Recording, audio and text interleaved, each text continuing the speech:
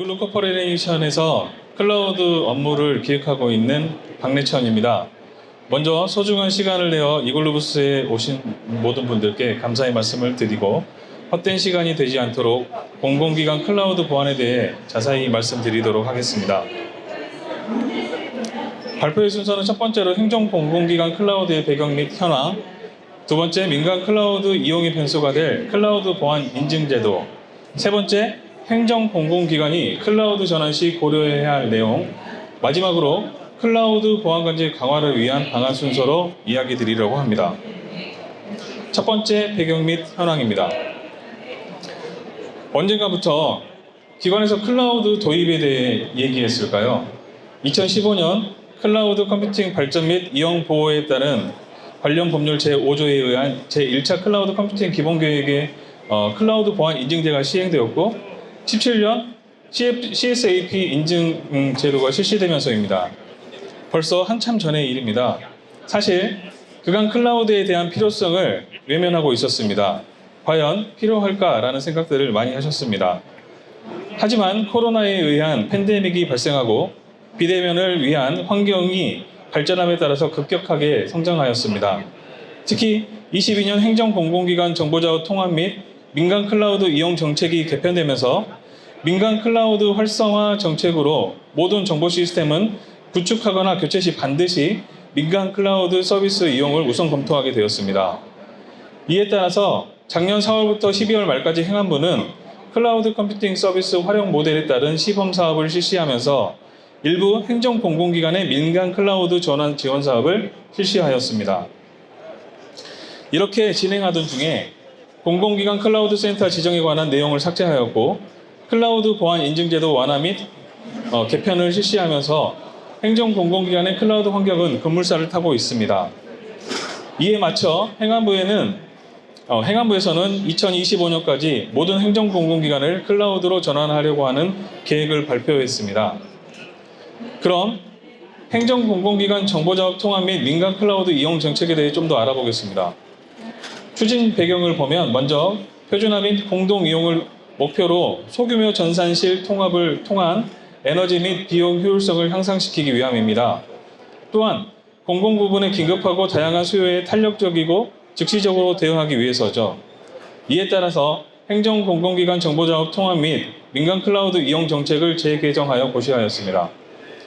주로 영향을 주게 된 내용을 살펴보면 행정기관 내부 시스템은 민간 클라우드 이용을 제한한다는 항목에 대해 가능하도록 민간 클라우드 이용 영역을 확대하였고 그에 따라 민간에 불리하게 규정된 침해 사고 책임 주체에 대한 제도 개선의 목소리가 높아졌습니다. 정비한 이용 정책의 하위 규정을 살펴보겠습니다. 행정기관 내부 업무 시스템이 민간 클라우드를 이용하지 못하도록 했던 규정을 삭제하였고 행정공공기관의 클라우드 컴퓨팅 서비스 이용 기준 및 안정성 확보 등에 관한 고시에 의해 클라우드 컴퓨팅 서비스 이용 기준으로 일원화하여 침해 사고 책임 주체에 대해 공공 클라우드 센터와 민간 클라우드 센터의 구분을 없애고 보안에 대한 영역을 강화하였습니다. 결국 클라우드 촉진 및 기술 발전을 위해 정부가 법 제도를 수정하면서 주도적으로 이끌고 있는 모양새입니다. 다음 표는 행정공공기관을 위한 클라우드 활용 모델의 종류를 나열한 표입니다. 이렇게 다양한 형태의 클라우드 활용 모델이 있습니다. 클라우드로 일부 전환하신 기관이더라도 지금 당장 온프레미스와 클라우드를 혼합하여 사용해야 되기 때문에 10번 항목의 민관 공유형, 즉 하이브리드 클라우드 형태로 운영하는 것이고 만약 기관이 토지 및 건물, 인프라까지 구축하였고 해당 기관만을 위한 서비스라 할지라도 서비스 운영을 민간에게 위탁한다면 1번 항목처럼 민간 위탁형 클라우드 서비스에 해당됩니다. 그럼 두 번째로 클라우드 관련 법 제도에 대해서 살펴보겠습니다. 행정공공기관 클라우드 업무를 하시는 분이라면 한 번쯤은 들어보셨을 클라우드 보안 인증 제도, 즉 CSAP에 대해 살펴보겠습니다. 먼저 클라우드 보안 인증 제도 정의를 보면 클라우드 서비스 제공자가 제공하는 서비스에 대해 클라우드 컴퓨팅 발전 및 이용자 보호에 관한 법률 제23조 2항에 따라 정보보호 기준의 준수 여부 확인을 인증기관이 평가하여 이용자들이 안심하고 클라우드 서비스를 이용할 수 있도록 지원하는 제도입니다. 목적은 공공기관의 안정성 및 신뢰성이 검증된 민간 클라우드 서비스 공급을 위한 것으로 클라우드 환경의 CC 인증과도 같이 공공기관의 보안 수준 유지를 위한 제도인 셈입니다. 인증 기준은 서비스의 특성에 따라 관리적, 물리적, 기술적 보호 조치를 취해야 획득할 수 있습니다. 최근 CSAP 인증제도의 핫 이슈는 등급제 실시했다는 내용입니다. 앞서 말씀드렸던 22년 6월 CSAP 완화 및 개편 지시에 따라 그해 8월 완화 및 차등 적용을 공식화하였고 11월에 행정 예고 후 올해 1월 31일에 공포하였습니다. 그 주요 내용은 상중하에 세 등급을 보안 등급으로 구분하고 그에 따라 보안 대책 등 서비스를 차등 적용하는 것으로 특히 개인정보 등의 민감 데이터를 보유하지 않은 시스템을 기준으로 하등급 정책을 우선 실시하였습니다. 하등급의 기준은 논리적 망불리를 허용한 것이고 클라우드의 고유 특성을 살려 국내뿐만 아니라 해외 기업의 판로를 열어주는 계기가 되었습니다. 그렇다 하더라도 국정원에서 발표한 국가 클라우드 컴퓨팅 보안 가이드라인에 따라야 하기 때문에 민간 업체에 완화하게 된 자율성을 보장해 주는 것은 아닙니다. 공공기관을 위한 클라우드 설비 환경 보안 기준을 보면 기관에서 운영하시는 전사실과 동일하게 휴대폰 촬영 방지 등의 촘촘한 출입 통제 기준이 있고요. 클라우드 운영 인력은 대한민국 국적을 가지고 있어야 하기 때문에 대부분의 보안 고려사항은 국가정보보안 기본지침을 준용해야 합니다. 그리고 가장 궁금해하시는 클라우드 환경에서의 온프레미스 환경으로 보안관제를 위한 로고 수집 등의 이슈가 있습니다. 이 부분 역시 내부망과 연동된 공공 전용 민간 클라우드는 각급 기관의 내부망으로 각급 기관의 기관 인터넷망과 연결된 민간 클라우드는 각급 기관의 기관 인터넷망으로 보고 있기 때문에 반드시 보안 로그를 연동해서 보안관제를 실시해야 하고 이에 따라 정부기관에 준하는 보안 관리에 대한 책임을 지게 되어 있습니다. 중등급에 구성한 예시를 보시면 클라우드 환경과 온프레미스의 보안관제 환경은 VPN과 같은 저장회선을 통해 연결하는 방법으로 구성되어 있습니다. 다음 프로세스는 국정원의 보안관제센터 운영 가이드라인에 나와 있는 도식입니다. 보안관제 프로세스는 예방, 탐지, 분석, 대응, 보고의 순위고 그에 따른 세부 수행 내역이 있습니다. 최근 보안관제센터에서는 사람이 처리할 수 있는 한계를 넘어서고 있기 때문에 CIEM을 기본으로 인공지능 시스템을 통한 예측 및 SOA를 통한 자동 대응 시스템까지 도입하신 기관이 많이 있습니다. 저희 이글루가 보유한 다양한 보안관제 시스템을 통해 매핑해 보았습니다.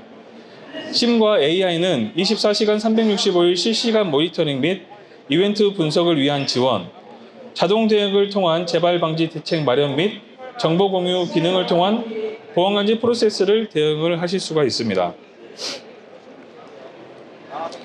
앞서 간략히 언급한 국가 클라우드 컴퓨팅 보안 가이드라인 내용 중에 클라우드 영역별 기본 원칙에 대해 서비스 영역별 주요 내용을 정리해 보았습니다. 먼저 공공 업무망 영역입니다. 온프레미스와 함께 인터넷망과 업무망은 당연히 분리되어 있어야 하고 클라우드 또한 예외는 아닙니다. 특히 외부 인터넷과 연결 접점이 없어야 하고 내부 보안관제 정보는 기관 자체 보안관제 체계와 연동하여 관리하여야 한다고 명시되어 있습니다. 해석해보면 외부 인터넷과 연결 접점이 없어야 한다는 것은 결국 국통망으로 연결하여서 서비스를 해야 한다는 의미로 해석이 되고요. 기관 자체 보안관제 체계와 연동하기 위해서는 해당 기관이 운영하는 보안 장비여야 합니다. 또 그 보안 장비의 로그를 수집하여 연동하여야 한다는 뜻이 됩니다. 중등급과 하등급 역시 기존 보안관제 체계와 연동하도록 명시되어 있기 때문에 반드시 보안관제 로그 및 이벤트를 기관 자체의 보안관제 체계와 연동하셔서 운영하셔야 됩니다. 그럼 세 번째 클라우드 전환 시 보안 고려사항에 대해 살펴보겠습니다. 클라우드에 대해 공부하셨다면 빠지지 않고 등장했던 한 번쯤 보셨을 책임 공유 모델입니다. 책임 공유 모델은 클라우드 컴퓨팅 환경의 특성을 고려하여 사용자가 직접 운영하는 인프라가 아니기 때문에 서비스 장애가 발생하여 금전적 손해 및 대외 이미지 추락 등 다양한 문제에 대한 책임 소재를 분명히 해야 된다는 내용을 설명하는 것입니다.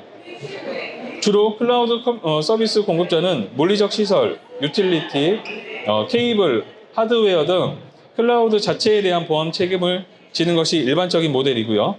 사용자, 즉 행정공공기관은 서비스 특성에 따라 OS, 사용자 액세스 관리, 데이터, 애플리케이션 구성 등 클라우드 내에 직접 서비스하는 내용에 대한 책임이 있습니다. 클라우드 서비스 특성에 따라 CSP와 계약을 진행하실 때 면밀히 살펴보아야 할 필수적인 내용입니다. 또한 클라우드 전용 SLA도 존재하기 때문에 두 가지를 반드시 확인하셔야 됩니다. 그럼 행정공공기관의 클라우드 보안 환경은 어떻게 구성해야 하는지 개념도 형태로 구성해 보았습니다. 먼저 그림을 보시면 왼쪽이 일반적으로 공공기관이 구성하시는 네트워크 개념도이고요. 오른쪽이 민간 클라우드 사업자 내의 CSAP 공공존이라고 불리고 있는 공공기관용 클라우드 영역입니다. 주의 깊게 보셔야 될 부분이 영역별 보안 구성입니다. 다들 아시는 것처럼 탐지 장비는 탐지 규칙을 설정하게 되어 있고 벤더에서 제공하는 규칙을 일반적으로 사용하고요. 공공기관 같은 경우에는 국정원에서 제공하는 스노트 룰 같은 설정이 필요합니다. 물론 국정원에서 룰을 제공하는 대상은 행정공공기관입니다. 민간 기업에는 절대 제공하지 않습니다. 그렇다면 클라우드를 사용한다면 국정원이 제공하는 탐지 정책을 사용할 수 없을까요? 그렇지 않습니다. 사용하실 수가 있는데요. 다만 행정공공기관이 소유한 보안 장비여야만 합니다. 현재 많은 공공기관이 보안 대책을 세우지 않고 서비스 위주의 사용을 하고 계시기 때문에 나중에 일부 진단 결함을 판정을 받게 되고 민간 클라우드 사업자의 보안 장비의 간단한 차단 정도의 서비스를 보안 대책으로 세우고 계십니다. 앞서 말씀드린 바와 같이 온프레미스 환경으로 보안 관제를 연동하는 과정에서 굉장히 불평한 상황들이 많이 발생하고 있는 게 현실입니다. 처음부터 민간 사업자의 보안 장비는 기관의 로그를 제공할 의무도 없고 구조상 로그를 구분해내는 것도 굉장히 어렵습니다. 결국 민간 클라우드 사업자의 CSAP 공공존의 보안 영역을 구성해서 클라우드 서비스를 제공해야 합니다. 왼쪽 하단의 그 표를 보시면 공통 보안과 개별 보안이라는 것으로 제가 구분해 봤습니다. 공통 보안은 민간 클라우드 사업자가 클라우드 자체의 환경 보호를 위해 클라우드 인입 구간의 서부터 CSAP 공공존 영역까지 자체적인 방어를 구성하는 것이고요. 개별 보안은 기관별로 CSAP 공공존의 보호를 위해 구성한 것입니다. 앞장의 책임 공유 모델에서도 나와 있는 것처럼 사용자의 서비스 영역은 민간 클라우드 사업자가 관여하지 않기 때문에 개별 보안 영역을 구성하셔야 됩니다. 그럼 마지막으로 클라우드 보안 관제 방안에 대해서 한번 살펴보겠습니다. 먼저 클라우드 컴퓨팅 서비스 이용 보안 기본 원칙을 살펴보면 정책적으로 민간 클라우드는 국정원이 요구한 조건을 만족해야 됩니다. 또한 중요도 등급에 따라 구성을 마친 상태여야 하고 특히 물리적 위치 및 공공 영역 분리는 데이터가 국내에 위치 그리고 국내 위치와 관리 주체가 관리 운영을 해야 됩니다. 공공기관을 위한 클라우드 서비스는 관리 및 운영 담당자가 반드시 대한민국 국적을 가지고 있어야 됩니다. 또한 보안관제 그리고 예방 보안 활동 등 국정원에서 지정한 사이버 위협 대응 활동을 실시하셔야 됩니다. 기술적으로는 관리자 및 이용자 접근 통제 확보 그리고 클라우드 데이터 암호화 보안관제를 위한 사이버 위협 대응을 위한 환경 구성입니다.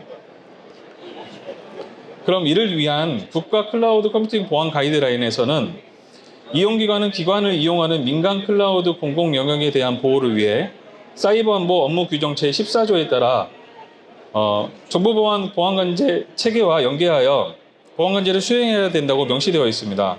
또한 이를 위한 서비스 공급업체는 기관의 보안 영역과 정부 보안관제 체계를 연결할 수 있는 기반을 제공해야 된다고 명시되어 있습니다. 이 부분을 풀어서 해석해보면 기관은 개발 보안 영역의 보안관제를 위한 대상, 보안 장비를 구성해야 되고 CSP는 보안관제 연결을 위해 상등급은 국통말에 연결을 해야 되고요. 중하 등급은 VPN이나 IPsec 같은 전용망으로 연동할 수 있도록 환경을 제공해야 됩니다. 그럼 실제 클라우드로 이전한 기관의 구성도를 예시로 한번 설명드리겠습니다. 실제로 기관명을 명시하기는 좀 그렇고요. 일단 A 기관이라고 제가 명시를 했는데 먼저 A 공공기관이 기관 내 클라우드 존을 구성한 사례입니다. 이 사례는 장소 및 인프라는 기관에서 제공을 하고 서비스 구성 및 운영은 민간 클라우드 사업자가 직접 운영하는 민간 위탁형 클라우드입니다. 이 구성은 기존의 자체 보안 영역을 활용한 심층 4단계 구성을 하고 있고요. 클라우드 상면이 기관 내에 존재하고 있기 때문에 국정원 룰을 적용할 수 있는 환경이 자연스럽게 완성된 모델입니다. 아래의 두 번째 공공기관 B는 급히 클라우드를 통해 홈페이지 한두 개 정도만 사용하는 소규모 클라우드 이용하는 기관입니다. 클라우드 대여 비용이 월 20만 원 이하로 예산도 작고 부족하기 때문에 개별 보안 영역을 구성하는 부분이 좀 불가능한 상태이고 클라우드 서비스를 개시한 그런 기관입니다. 당연히 기관에서 운영하는 보안 장비가 없기 때문에 국정원 룰을 통한 탐지 정책은 존재하지 않고 보안관제를 위한 로그 수집 또한 불가능한 상태입니다. 이런 상황을 겪으시는 기관이 꽤 많이 있습니다. 이는 보안에 대해 부적합하기 때문에 민간 CSP에 로그를 전달해 달라고 요청하고 계시지만 처음부터 제공받을 수 없는 구성입니다. 가장 좋은 해결 방법은 자체 보안 영역을 구축하는 것이고 만약 예산 등의 문제 때문에 발생한 그런 상황이라면 공공 영역별 공통 보안 영역을 상급 기관에서 구성해서 제공하는 방법도 소규모 클라우드 서비스를 위한 것으로 되게 좋은 방법이라고 생각을 합니다. 처음부터 명확한 가이드가 없기 때문에 이런 상황에서 클라우드 활성화를 계속 진행하다 보니까 많은 기관에서 아직도 혼란스러워하십니다.